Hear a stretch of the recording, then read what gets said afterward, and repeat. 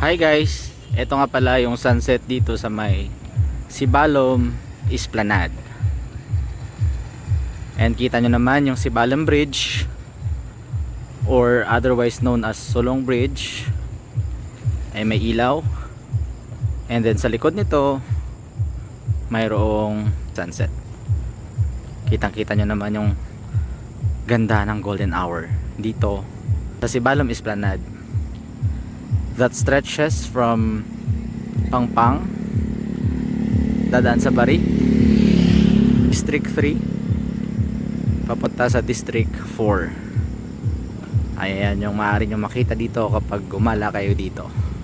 Perfect for dating, recreational activity, walking, or kung trip nyo lang talaga, lalong lalo na yung sunset.